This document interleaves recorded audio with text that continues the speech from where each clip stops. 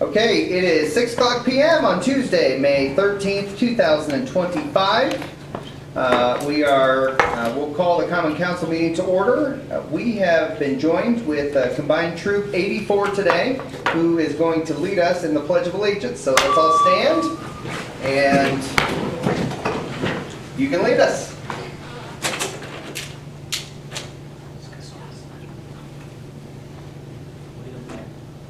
I pledge allegiance to the flag of the United States of America and to the republic for which it stands, one nation, under God, indivisible, with liberty and justice for all. Thank you very much.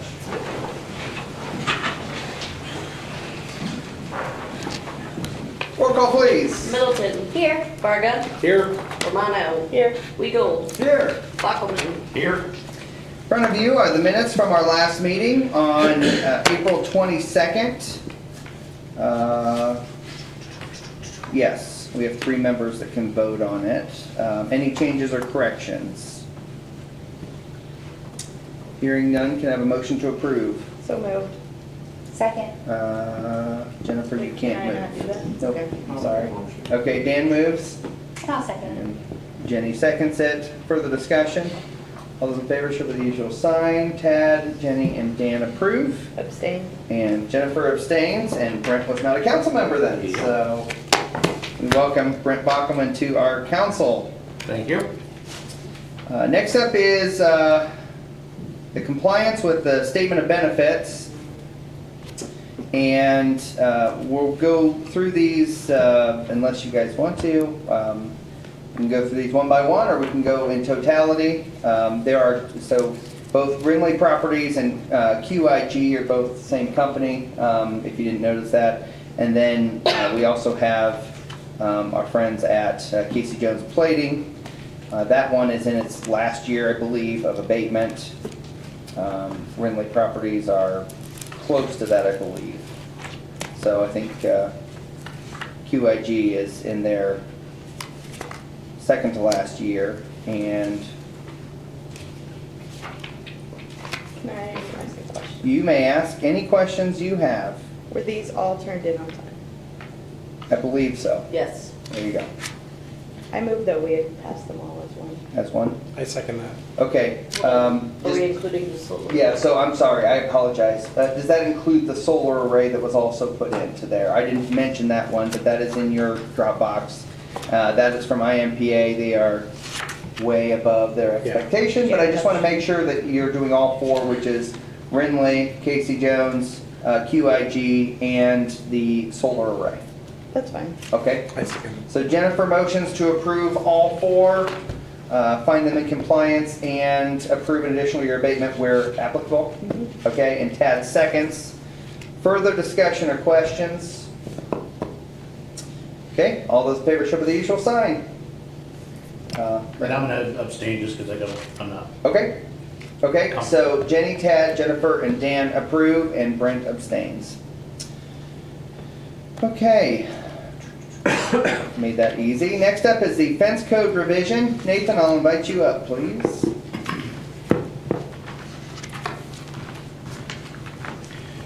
Good evening, Nathan Bilger, Planning Director. So, as was mentioned at your last meeting, the Plan Commission held a public hearing, reviewed some options on the requested fence code revision regarding types of front yard fences and heights related to that. I presented 3 different options that would achieve the objective, and the Plan Commission had a pretty detailed discussion about the merits of each one. Opted to forward to you with a favorable recommendation. Basically one that would allow for front yard fences of any type, not any type, but any decorative type up to 4 feet. Currently, we only have chain link allowed up to 4 feet, all other types being limited to 3 feet. So basically, is an equitable way of allowing for front yard fences just by making everything consistent. There are, in the proposed ordinance, a few changes to tweak the material types, make it a little bit clearer what's allowed. Again, ornamental generally. There were some questions about allowing for chicken wire, for example, and so that tightens that up. And I provided you in your packets several different images that were shown to the Plan Commission showing examples of fences that would be allowed under the current code and would be allowed at 4 feet under the proposed change. So I'll mention it just so that you guys don't have to ask me. I do know that there is one existing fence that went up last week in anticipation of this code, and they're aware that if changes aren't adopted, that there could be enforcement action taken. Due to timing and some other considerations, they were willing to go ahead with this, knowing that it's forthcoming, hopefully, but not yet fully adopted. So, any questions for me? I have a question, Nathan. So Yeah. I was just discussing with Jennifer. So you have some different options on here. I just want to make sure I see the 3 foot, that's pretty self-explanatory. But the 4 foot options, you have option 1, 2, 3, I believe. For 4. 3 options in the PowerPoint that you provided. Yeah. Oh, yeah. And so I just want to make sure as I was reading. So I provided, Which one it corresponded with. yeah, so I provided you with the slides that were presented to the Plan Commission just Okay. to give you the full background of what was discussed at the Plan Commission. Sure. So the one that the Plan Commission forwarded to you is option 2. Which is the one with 3 question marks and 0 X's. Okay, so Correct. that makes a lot of sense. So Yeah. basically all those are going to be, and that's at 4 feet, correct? Correct, allowed at 4 feet. So there was talk about visibility, for example, and one reminder is that our site visibility triangle, which is at intersections, has a clear clearance from 2 feet to 8 feet. And so even under our current code, 3-foot fences wouldn't be allowed within the site visibility triangle. So going from 3 to 4 feet doesn't impact that. Board of Works, which was another part of the discussion, if we have fence encroachments approved through the Board of Works, they have the authority to refine those placements depending on each situation. We have quite a few places where we have very wide rights-of-way and others that don't, so it's a very case-by-case basis if you get into the right-of-way. Okay. And then this option, the way it's written, does that, so this would allow the people who just put their fence in, they're good then? Correct. All 3 options that were presented to the Plan Commission would allow for what they did. Okay. Yeah. Cool, thank you. And I will say, I got a phone call today from one of the Plan Commission members wanting to express why he voted no. One of them was the option 2, because there was quite a few variables of the type of fence that could be put up. He was kind of questioning as to why he voted no. It's not, I think option 3 was a little more restrictive than what option 2 was, but he wanted me to mention that tonight. He wanted everybody to know why he voted no on it. I think what he talked to me was more or less the type of fence that could be placed in that area. He just wanted me to express that this evening and help everybody understand, the rest of us that don't find information why he did or said what he said. So that was the main issue. So, Which person was that? Which person was that? Because several of them voted no. okay, Larry Weeks. Okay.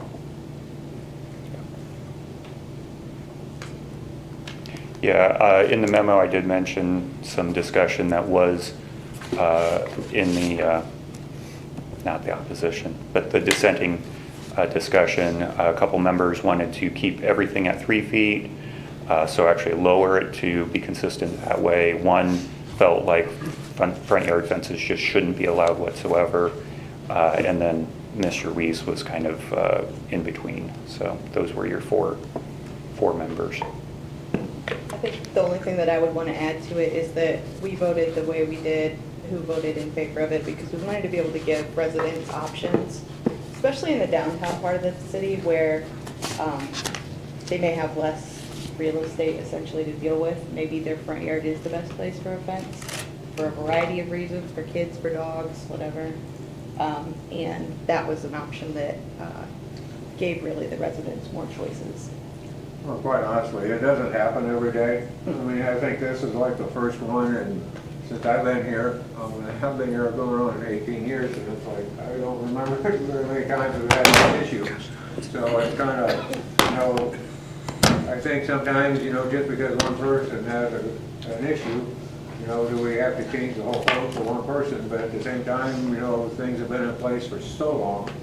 Maybe adjustments are just like we do in ordinances, or we make adjustments and when, to basically update things. So that's kind of how I was looking at it a little bit, even though it's just one person, but, maybe it could affect others. We don't know that. Right. But I just don't see a whole lot of people putting fences out myself, but you never know. Other questions of Nathan? Okay. Thank you, sir. Thank you. I did just put in, I realized it wasn't in your Dropbox, so I did put in the ordinance into the Dropbox. So you'll have to go back out I and, did get a copy. okay, oh, everyone got a copy. Okay, good, okay. What, do you know what ordinance number that is? Yep, 2025-4. 2025 dash what? 4. 4, okay, dash 4, okay. So, if you're good, I'll go ahead and ask for a motion to read ordinance 2025-4 by title only. So moved. Second. Motion by Dan, seconded by Jennifer. Further discussion? All those in favor show by the usual sign. It is unanimous. Please read ordinance 2025-4 by title only. Ordinance 2025-4, an ordinance amending the text of Chapter 2 of the zoning ordinance. So this basically codifies, if you will, what the Planning Commission passed with a favorable approval, if you will. Any questions, comments, concerns about it? Marcia's looked over it, she's good. Okay. Do I have a motion to approve ordinance 2025-4 on first reading? So moved. Second. Motion by Jennifer, seconded by Tad. Further discussion? All those in favor show by the usual sign. It is unanimous. We'll move that to second reading at the next meeting. Thank you. Thank you, Nathan. Okay. Next up is ordinance 2025-3. Do I have a motion to read by title only? So moved. Second. Motion by Jenny, seconded by Tad. Further discussion? All those in favor show by the usual sign. It is unanimous. Please read ordinance 2025-3 by title only. Ordinance 2025-3, an ordinance amending Chapter 73, bicycles, unicycles, three-wheeled cycles, and golf carts of Title 7 of the Code of Ordinances of the City of Columbia City, Indiana. Marcia? Chief Parrott desired to add three-wheeled golf carts. That's the only change. So instead of saying four-wheeled vehicle, it says three or four-wheeled, because we're seeing that apparently through Yes. our police department. Any questions, comments, concerns about the ordinance change? I have a motion to approve ordinance 2025-3 on first reading. So moved. Second. Motion by Jenny, seconded by Jennifer. Further discussion? All those in favor show by the usual sign. It is unanimous. We'll move that to second reading at the next meeting. Thank you. Okay, we have a couple of positions to fill, with Leslie transitioning to the clerk treasurer's role. We have a couple of board positions that we need to fill from a council member. One is the Regional Sewer Board, Regional Sewer District Board, I'm assuming. One is the Joint Advisory Board. One is the Wellness Committee, and the other is the Ordinance Committee. So, take it away, Mr. President. Yeah, wonderful. Is anybody willing to step forward and fill those positions? I'll take the wellness So which one? committee. Jenny will take Wellness. Do we need to make that? a You need motion? to, Okay. you can vote on it if you want, yeah. Okay, Jenny is willing to take on the Wellness Committee. All those in favor? Say aye. Aye. That's unanimous. Okay. Joint Advisory Board. What is that? I don't even know what that is. Okay, so the Joint Advisory Board. Nathan, you want to talk about the Joint Advisory Board since you're here? That's one I do not feel Brett comfortable being on. cannot be on it. Brett Yeah. cannot be on that one. So because the planning department is a joint department between city and county, and then by extension the towns as well by contract, The Joint Advisory Board is actually the oversight board over the department. While the employees are county employees, the board actually functions as the administrative oversight. They meet twice a year. Tomorrow is the second meeting of the year, so tomorrow at 9 a.m. for whoever's going to be a member. The first meeting of the year is typically in February for review of the annual report, go over general business, and then the second meeting is dealing with budget and other financial matters. So actually the fee schedule is also going to be reviewed tomorrow. Meetings usually last maybe an hour, hour and a half, again, twice a year. Board membership is made up of? Board membership is made up of one council person, the mayor, a member of the city plan commission, member of the county plan commission, a county council person, one of the commissioners, and actually 2 county council people. So I think I covered everybody. I'll do it. Okay. I'm open tomorrow morning. Okay, Tad wishes to be part of the joint plans group. So all those in favor for Tad?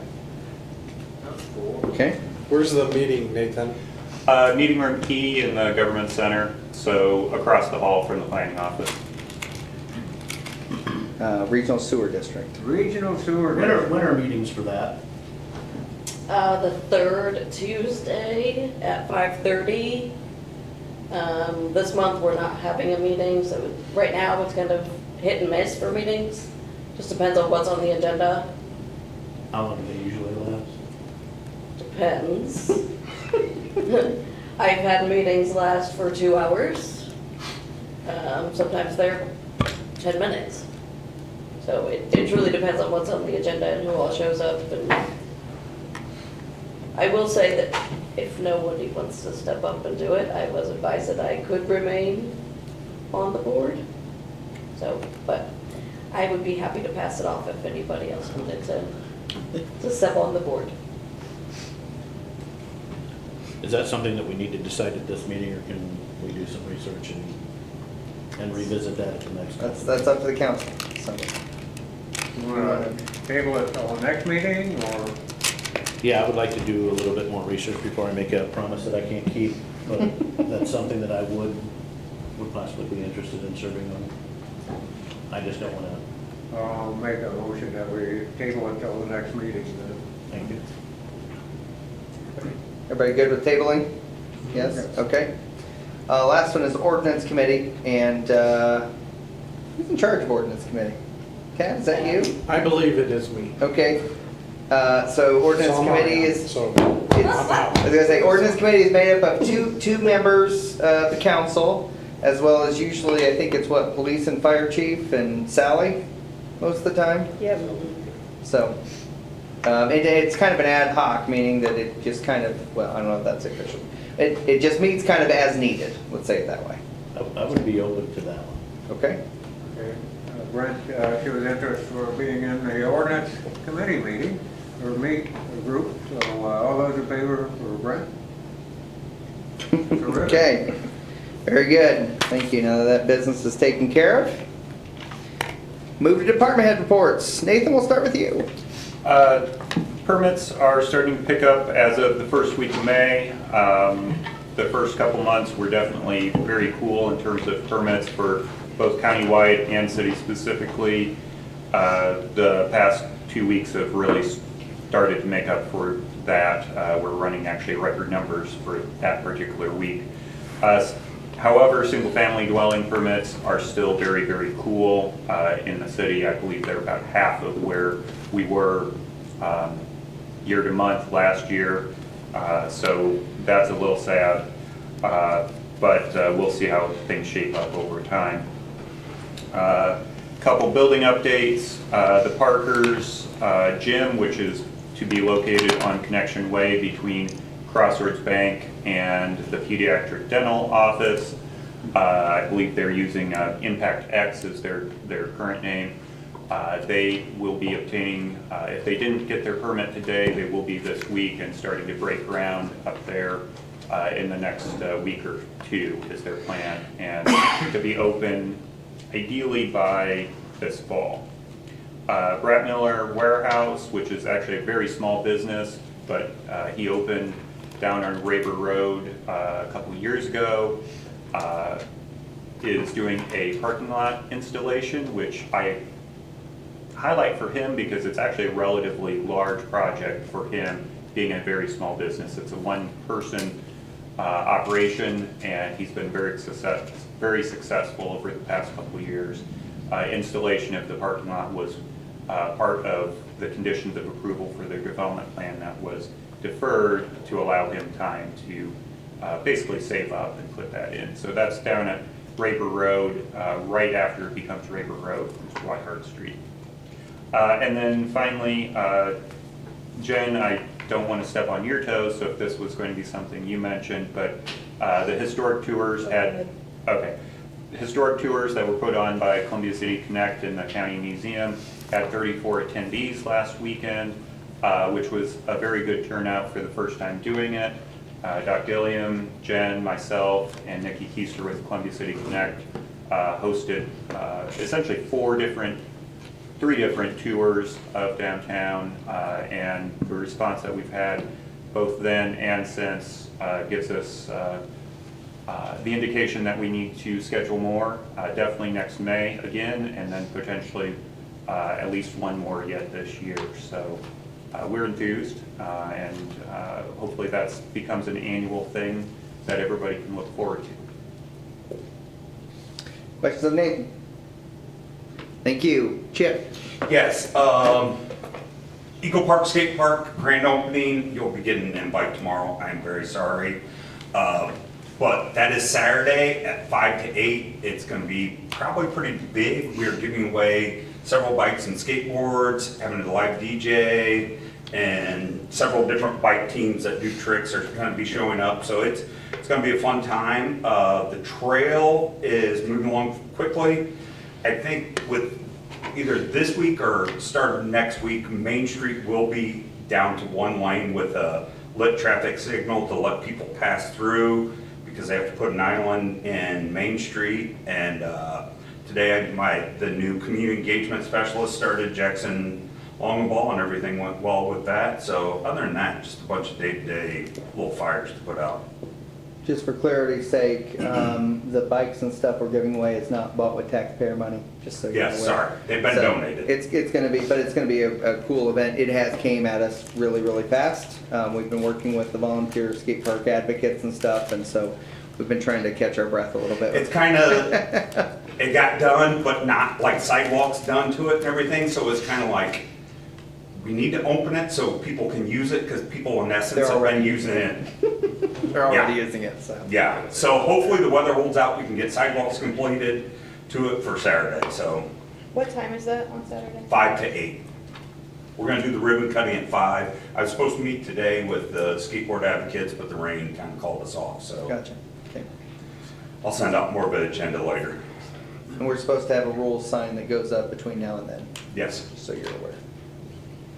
and DNR signs. I know That there's shows already it. been a couple of injuries already, so kids are they're using it and enjoying it, that's for sure.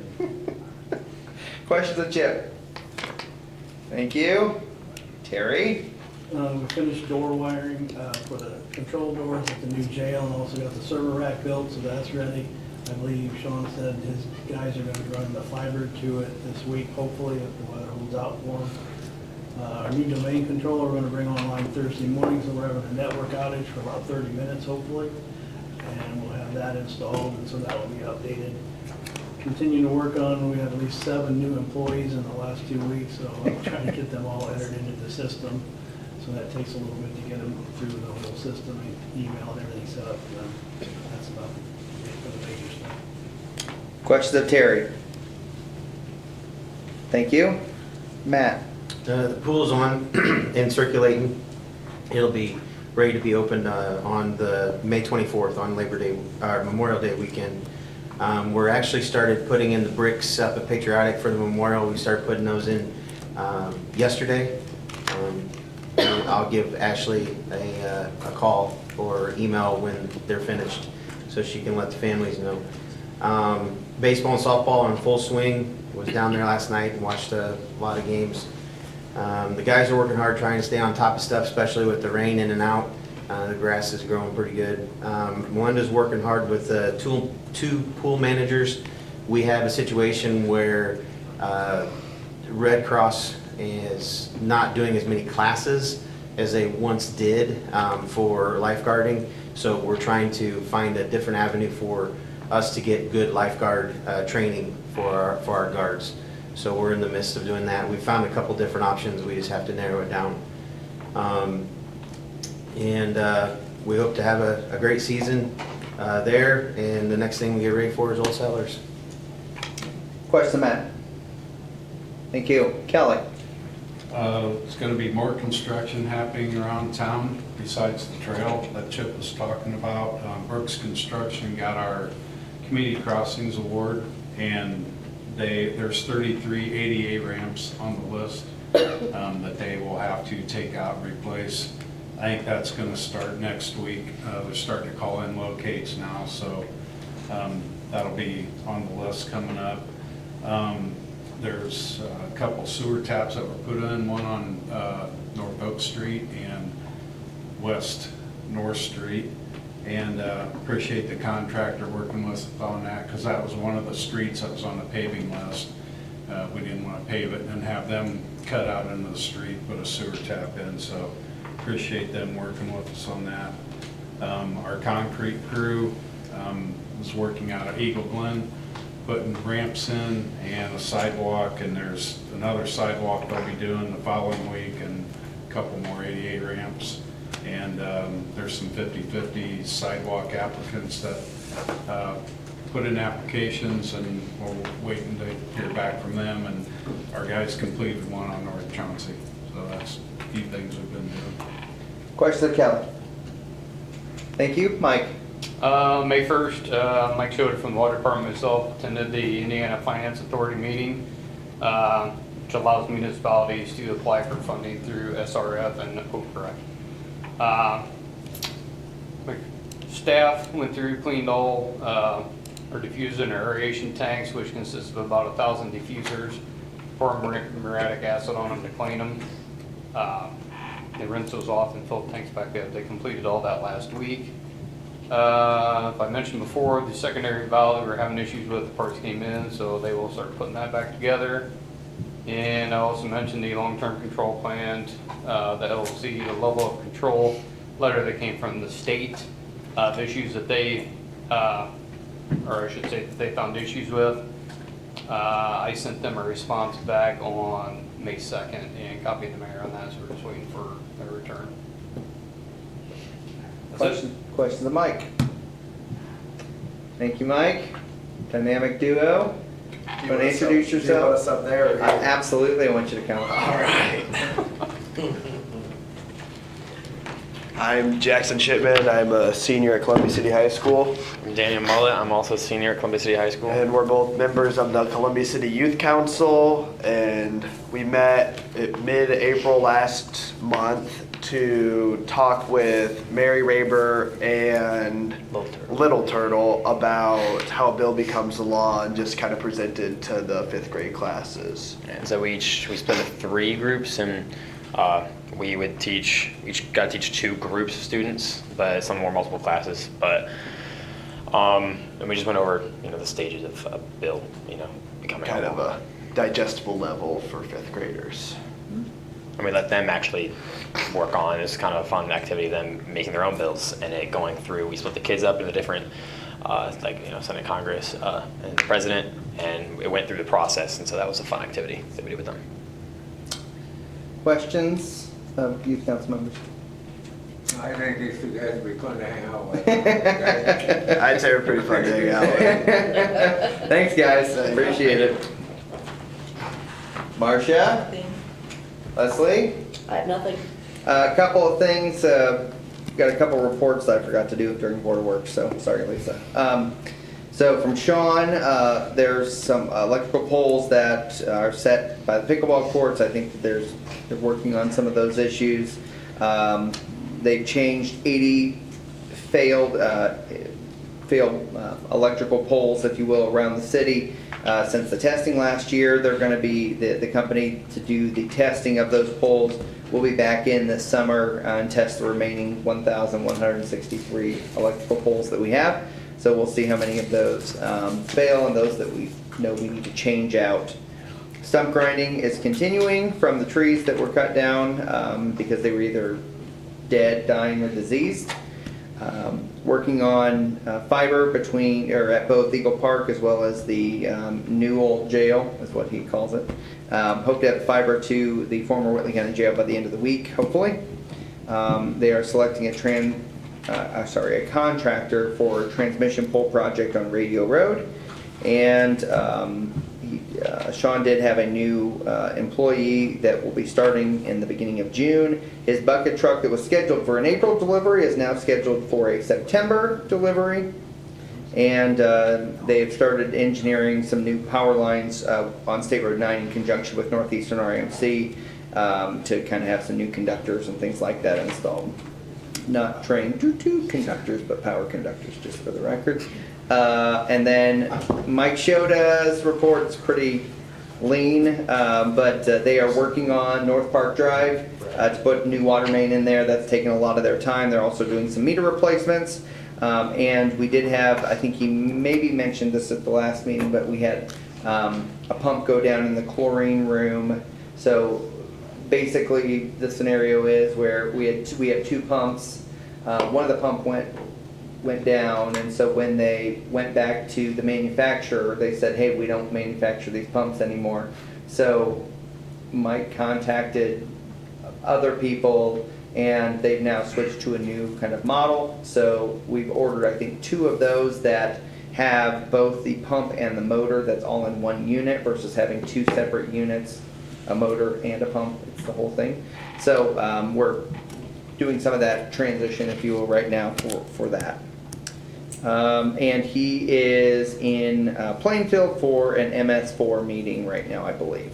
So besides that, of course, a lot of things happening here in the city. Junk pickup the last 2 weeks, I think it went pretty well. We've not had too many concerns or complaints about that. So I think that went fairly well, which is good. We've had a couple of ribbon cuttings and things like that that have happened throughout the city, which is good. Businesses investing in themselves or moving to the city. Of course, I had a State of the City address on Friday, and I mean, it was my State of the City address. So if you weren't able to be there, you can watch it online and blow a half an hour of your time that you'll never get back. So, but again, you guys know what's going on. But hopefully it was educational for the public. So, Dan and I went to the Deer Chase Homeowners Association meeting last Thursday. It went, I think, really well. People seem to be really excited about some of the projects. Of course, they were interested in US 30, as you would imagine, and what's going to happen there. We also talked a little bit about some of the property tax bills that passed through the legislature this year, and how that would impact potentially our services, things to that effect. So that was that. I said in Board of Works, but and Brent not trying to kind of take over this a little bit, but obviously we lost Bill Overdeer recently, and as I said in Board of Works, Bill was a pillar of our community, was someone who really had the best interests of Whitley County at heart, and was someone who really cared about the progress of Whitley County and where the county was going. And so we obviously we mourn his loss and pass on our condolences to him, his family, and it's hard to replace those pillars in the community. Let's just say it that way. So besides that, a couple of us are going to Eagle Glen Association meeting tonight. So we're doing a whole lot of HOA meetings going on right now, which is exciting and entertaining in a lot of ways. And yeah. Oh yeah. No, it's great. It's great. So besides that, I think that's all I have. If I think something else, I'll let you know. Dan. Just thank you guys for being here. I have the ultimate respect for y'all, and especially the leaders that are taking time out to help guide you guys through basically life, quite honestly. It gets you all set. I know I went through it. I went through it till I was 18 years old and all that good stuff. So I had some of the best times of my life in scouting. So thank you for being here, and thank the leaders for taking the time to be part of their lives. So thank you. Jennifer?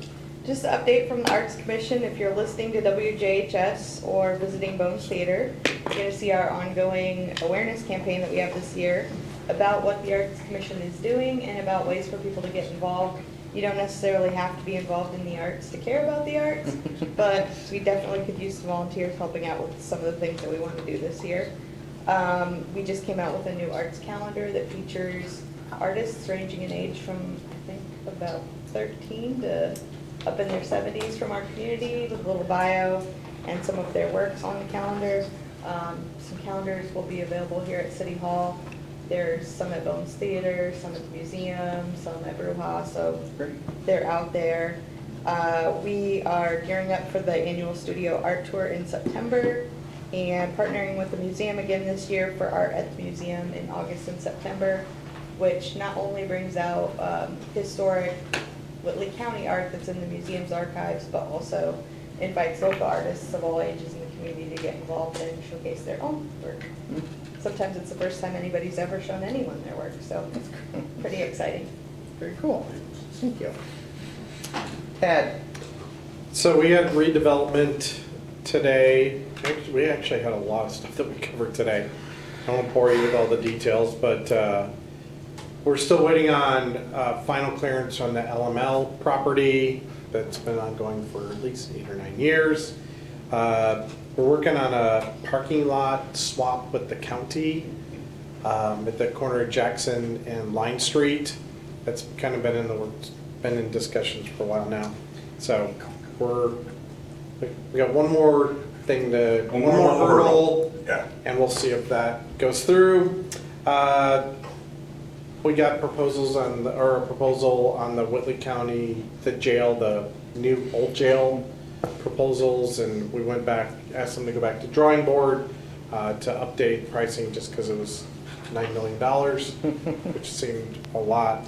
And so they came back with a counter proposal, and the mayor submitted that to our financial advisors to see if it's feasible for us to go forward with that project, at least in the iteration that it is at this point. So we also commissioned a phase 2 inspection, environmental inspections for Bill Smith Brothers property to see if that's something we want to move forward with the city and developing that property. That's about it. That's all I have. Thank you. Jenny? I have nothing. Okay. Brett, welcome. Thanks. Thanks. You want to say anything? Thanks for giving me this opportunity. I'm looking forward to it. Being able to hopefully help with making some decisions that are, again, going towards the future of our community. I got some big shoes to fill, but I had,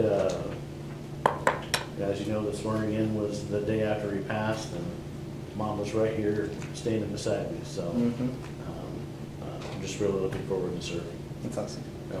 Thank you very much. Appreciate it. And on that note, I should mention, this is Leslie's first council meeting. You made it through. Congratulations. Thank you.